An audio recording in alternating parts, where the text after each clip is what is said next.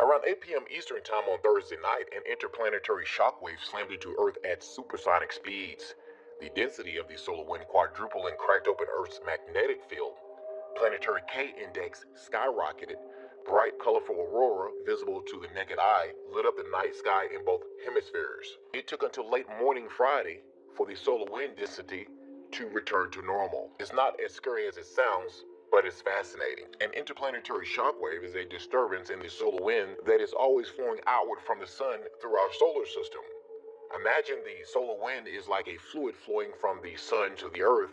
Sometimes it flows slowly, and sometimes it flows fast. There can also be waves of high density fluid within the flow that break on our planet just as ocean waves would break on a seawall. Earth's magnetic field protects us from solar wind radiation, but sudden solar events, solar flares, coronal mass ejections, and interplanetary shockwaves can strain the magnetic field to the point that it ruptures, allowing some of the energy into our atmosphere. Fortunately, once the stress of the solar event is over, the magnetic field readjusts to its normal protective state. It's possible Thursday night's shockwave came from a coronal mass ejection that went undetected by satellites. Satellites are good at catching changes in the solar wind, but sometimes things are missed.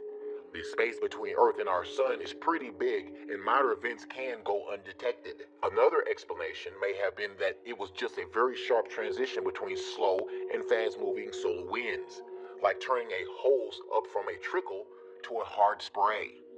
It happens quickly enough that the change can have the same impact as a coronal mass ejection. Whatever the cause, the result here on Earth was a minor geomagnetic storm, not strong enough to disrupt GPS communications or satellites in any meaningful way. It did, however, create a colorful aurora that was seen as far south as Illinois. At the higher latitudes in Canada and New Zealand, the aurora was visible to the naked eye. What do you think? Is the Earth due for a major solar event from our sun in the near future? Leave your comments below this